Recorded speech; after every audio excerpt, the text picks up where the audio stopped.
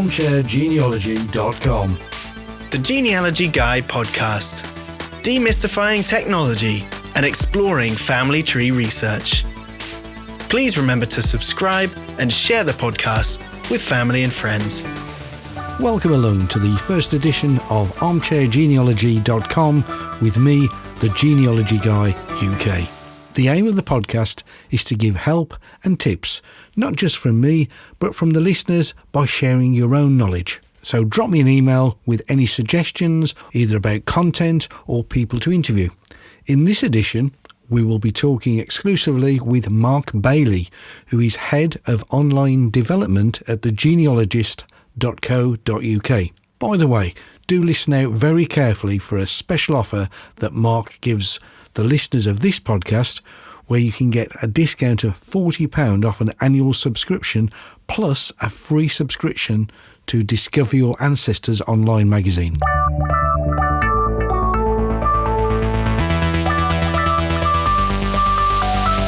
ArmchairGenealogy.com for generations of all ages.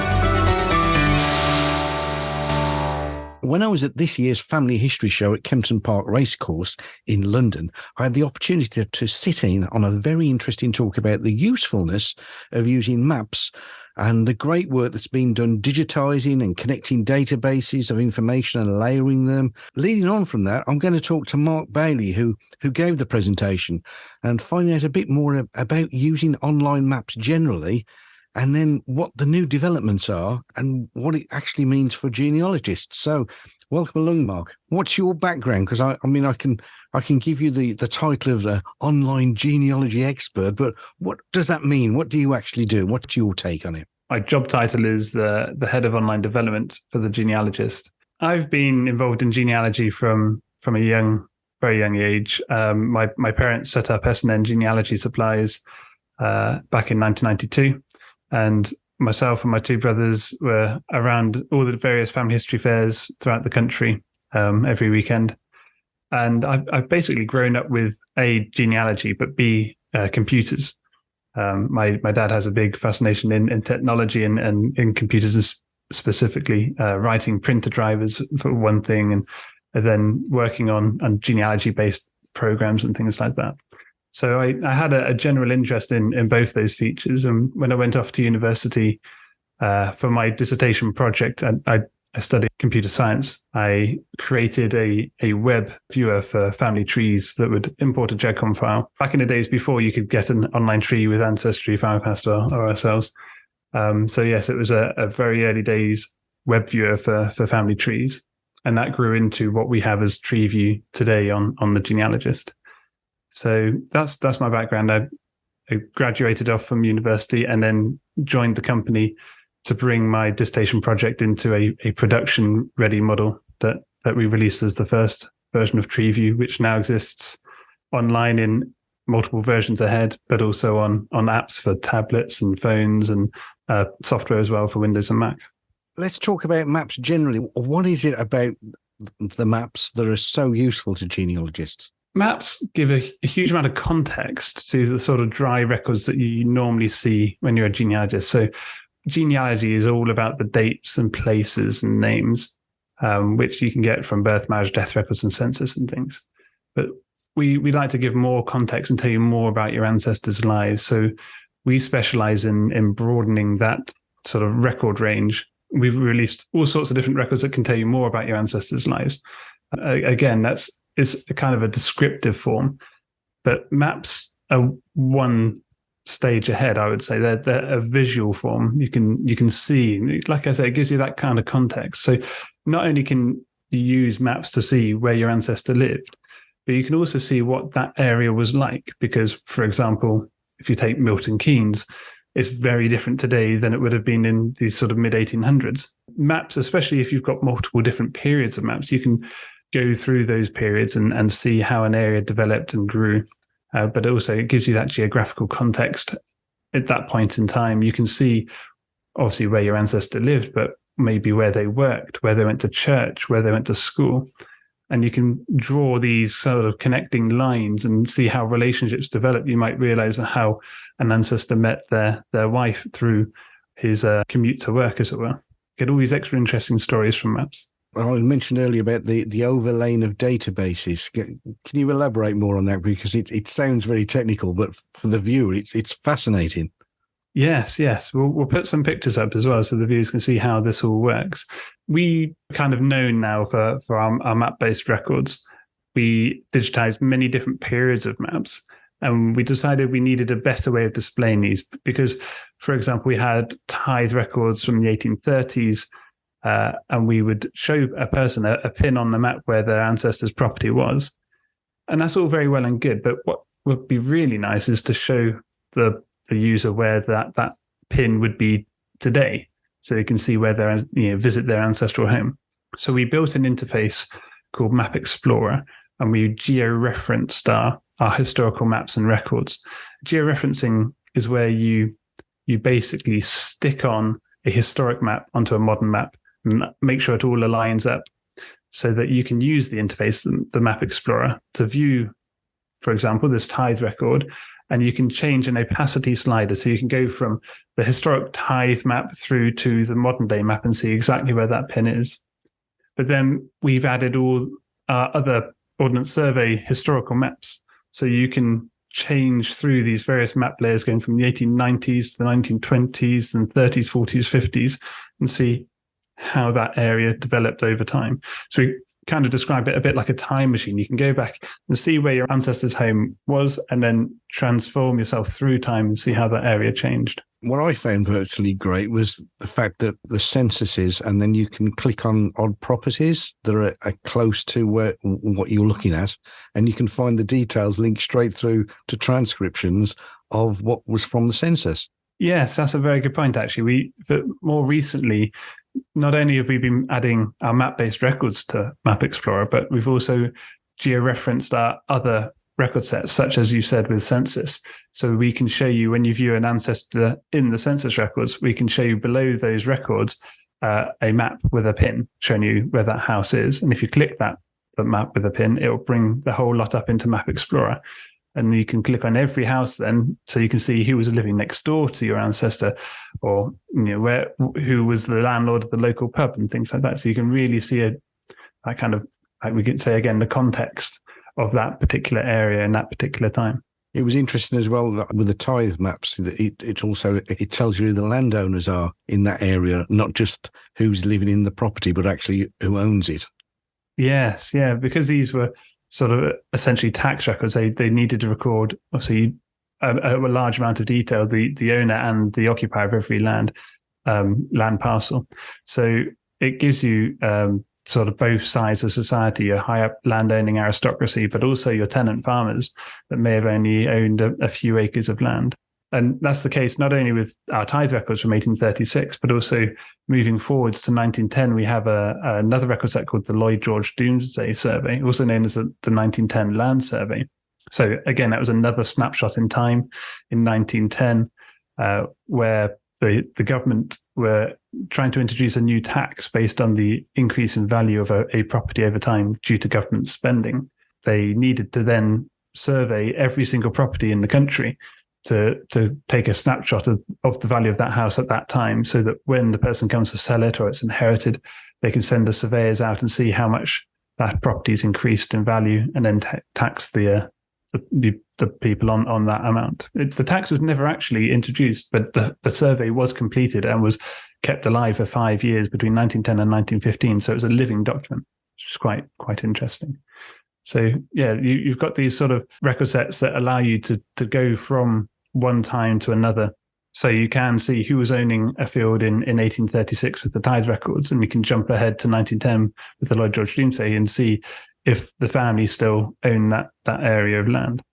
You can even go as far back as 1086 with the Domesday records, which are also on Map Explorer. So you can see a wide variety of different periods. Now, I appreciate it's a lot of data, because it's not just the maps, it's the data that overlays on the maps as well. So I'm assuming that you haven't done the entire UK yet. There must have been key areas that you've concentrated on. Yes, well, for the tithe records, we have the whole of England and a few counties of Wales. And in the next month or so, we'll be adding the entirety of Wales onto Map Explorer.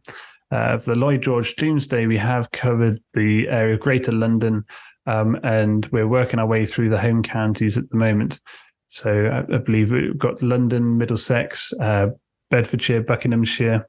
We've just released Oxfordshire. Berkshire was also released. So we're also coming up in the lineup. We've got Surrey, Northamptonshire. So there's plenty more home counties. We're hoping to finish the home counties in the next sort of year and work our way out. But it's a mammoth project. It's about 4 times the size of the 1911 census, just to give you an idea of scale. That is a lot of work, but it saves a lot of legroom for people that are trying to track their own family and then realise that they're in a completely different area of the country, and they can actually call it up on a map and try and get their head around what's actually happening in that area. It's really handy to follow a family through the country as well. And we've got lots of plans for new additions and modifications to Map Explorer to help people track a family through time via the maps. We're also able to let a person search these maps to find you could find your own home today by typing in your postcode in the search box, and then see who was living in your house during the census years. But we also have a historic search as well that lets you search for a historic address. Maybe the street was bombed out during the Second World War or made way for new property developments, and therefore that street doesn't exist, so you can't search for it today. But we have a historical database of place names that you can search for a street that may not exist, and it will jump to that location. So what you're saying is, even if the place doesn't exist on a map today, it can still find it through the database. Exactly. And then it'll be able to show you a contemporary map, so you can see what the property kind of outline would have been and where it would have situated. Yeah.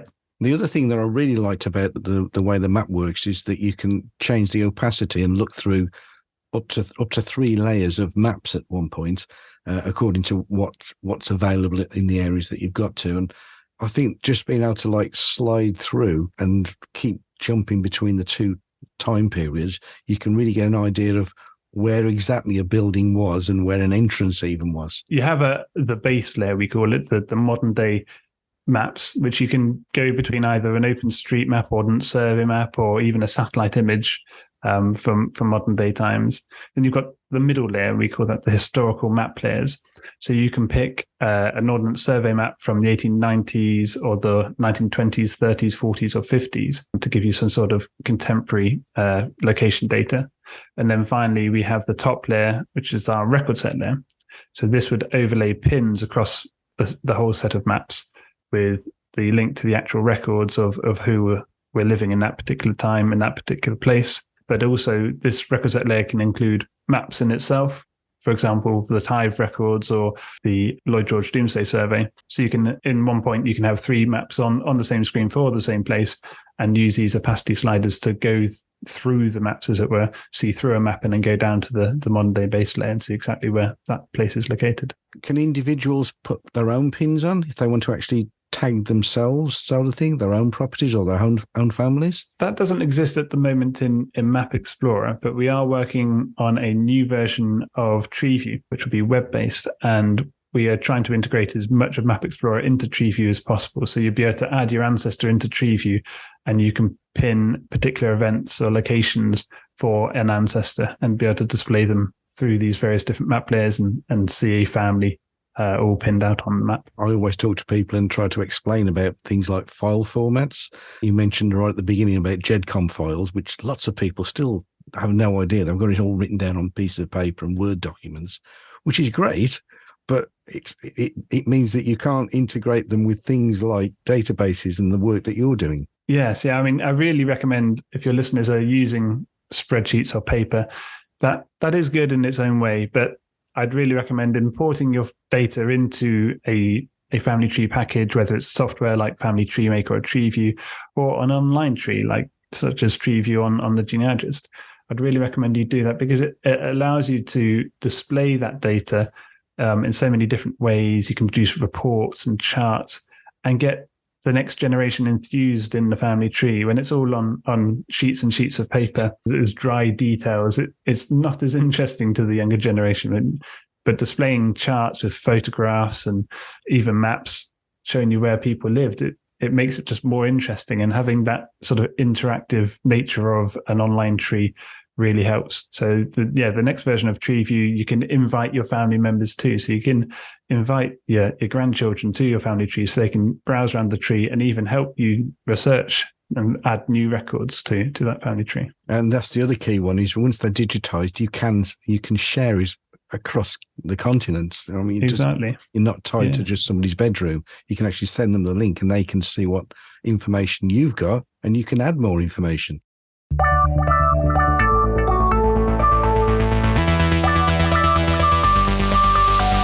Email the podcast by contacting us, info@armchairgenealogy.com. These maps, are they now in the public domain? Somebody has to digitize them, but were they in the public, or have you had to buy all these maps in, or are you always looking for new maps? We are always looking for new maps. Yes, definitely. So if anyone's aware of a map-based record set that we haven't yet digitized, do get in touch, and we'll pursue that. But we have partnerships with different libraries and archives where we partner with that particular organization to scan in their maps, digitize them, georeference them, and put them, stitch them together in this format so that users can see not just one sheet of a map, but the entire country that they can zoom in and drag around and navigate. So it makes it much more accessible to, you imagine back in the days before these records were online, having to go to the National Archives, find the apportionment record for your ancestor by manually paging through hundreds and hundreds of pages in a book for that particular village, find the person listed, realize the plot number and the map number, then you'd have to go back to the National Archives, request that map, and then heave it onto a big desk. The biggest maps we've digitized are probably the size of half a tennis court. So you can see these are quite big, unwieldy things. And when you're trying to digitize and conserve them, trying to find one plot on a large map like that might be time consuming. Whereas now having them all available online and accessible like that means you can basically click the record for your ancestor, and within seconds you're viewing a map exactly located down to the pin where their property was. And not only that, but you can use the opacity sliders to see the modern day map and know exactly where that field stands today. Do you connect with local history groups from around the UK as well? We partner with different societies and organisations, volunteer groups. So many different family history societies have submitted their records onto the genealogist, and they can earn a revenue that way through people accessing and viewing their records. And I also go around the country talking to various different groups, history groups, a lot more local history groups nowadays, with obviously being very interested in the maps for their particular area. But also family societies and events like the Family History Show. The mathematics behind getting the map to the right size to overlay so it matches with current day maps must be astounding. So the process of adding these historical maps to the genealogist is quite a tricky one. So we'll start by obviously conserving the map first of all at the archive location. And so if we're talking about tithe records, for example, that's in the National Archives in Kew in London. So we digitize it on a large format book scanner. Like I was saying, some of these maps are incredibly large, too large to be scanned in one go. So we have a large sort of tabletop that can be rotated around. So the map's not touched itself to keep moving it to scan each portion of the map. It's on a large table that can be scanned, it can be rolled across, scanned again, then the table spins around. You can scan a large amount of the map, and then those digital images are digitally stitched together to create a single map for that village or location. Then once we've got this stitched digital image, we have a volunteer website called UK Indexer. So people can volunteer up at ukindexer.co.uk to help us on many of our different projects, such as our map georeferencing. They can earn then credits towards a free subscription to the genealogist. So on UK Indexer, we have expert volunteers that we allow on the map projects that will bring up the historic maps, in this case tithe records, for example. So bring up the tithe map, and it will the system on UK Index will then bring up a modern day version of this map for the parish, and then the volunteer will pick sort of landmarks and locations that are quite accurate, say the junctions of crossroads or the bridge over a river, and they'll pick say up to 5 or more points on a map. And the system from that can morph the historic map to match those points to the modern map. So even if the tithe surveyor at the time might have got his measurements off slightly and it wasn't true to form, obviously it wasn't as accurate as modern day ordnance survey maps are today, the system can morph that map slightly to make it fit as an exact match across the modern day map. So it creates these sort of georeference maps, as we call them. We then chop these georeference maps up into tiny little tiles, as we call them. And the Map Explorer system will display these tiles at whatever resolution you're zoomed into. So even though these maps for a tithe map for a particular village could be several gig in the size, which would obviously take a few hours to download, it can only show you the small sort of tiles for the current area you're zoomed in, and therefore that's why Map Explorer is always instant to load those historical maps, despite it being a huge file in its entirety. So that's the whole process and how it manages to work so efficiently. You need a real pinpoint accuracy, because once you're off by a few meters on one pin and the other pins can go off by a few meters, you'll end up from one side of the map matching to the other side of the map being well off, and it wouldn't look right. So that's why we need to, well, A, use our sort of the expertly trusted volunteers, and B, we need to have a more precise sort of pinpoint location. But so after our volunteers have georeferenced a map, it then goes through to the arbitration team, which is our in-house data team that double check that all the points line up correctly before they go onto Map Explorer. That's what amazes me, is when you do change the opacity, it matches up, even when, as you say, it's a very old map and you can clearly see they didn't get it exactly measured properly. It still makes it work, so you can actually see the buildings that are still standing, some of them. And that's another good point, actually, is that these maps and Map Explorer is not just of interest to genealogists. We found all sorts of interesting other hobbyists that have discovered Map Explorer and these maps and use them for their own purposes. So obviously social and local historians love these kind of maps, but also we found groups like metal detectorists that are fascinated by the tithe maps on Map Explorer, because it means that they can find locations of buildings and footpaths and things that don't exist today. And they always find that the best sort of bounty, as it were, in fields where these unknown buildings were. So no other metal detectorists have gone through that area yet.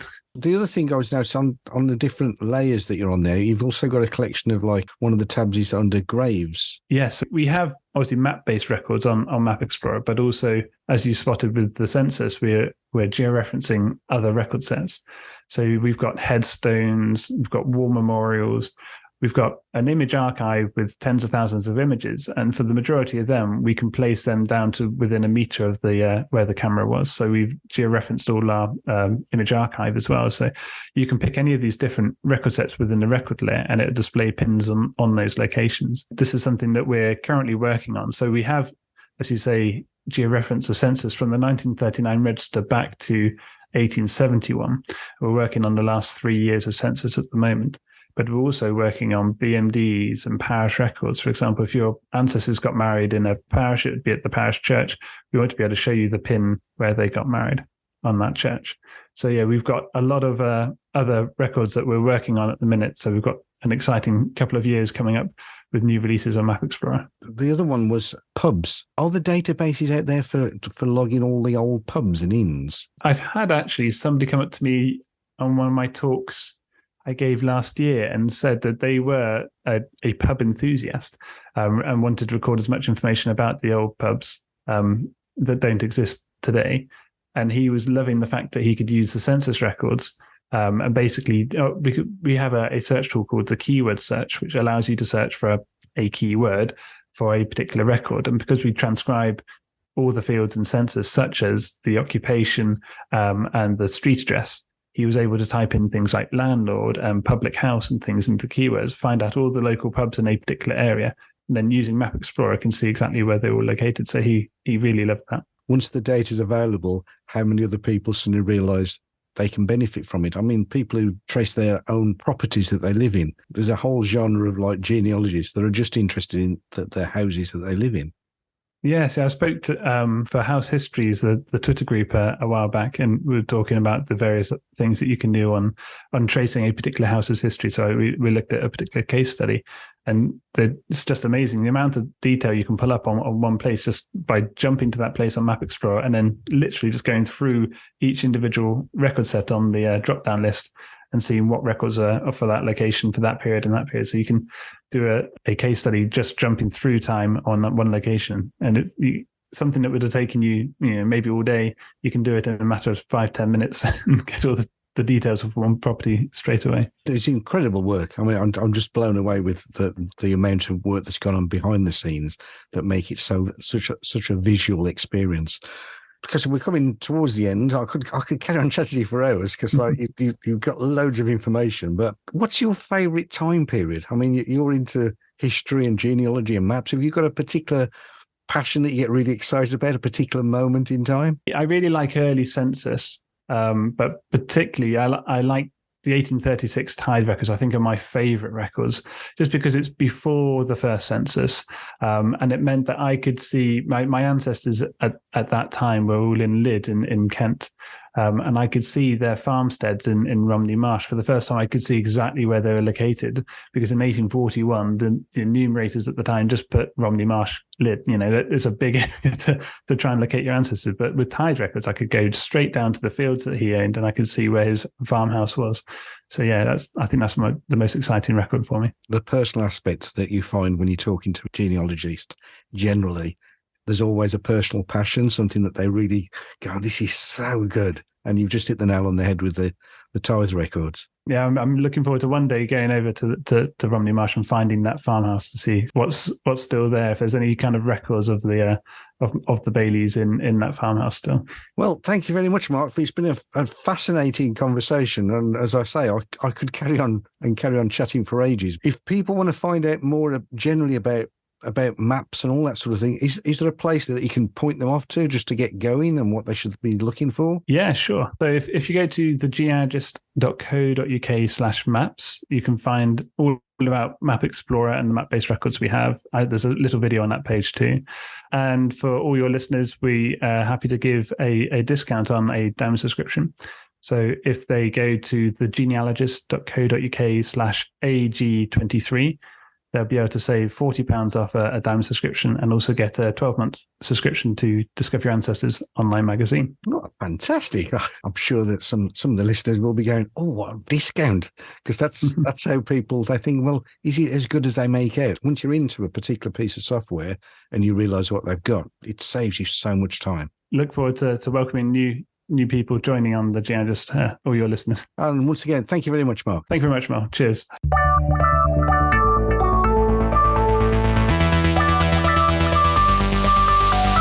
Remember to subscribe to the podcast to be informed when new editions are published.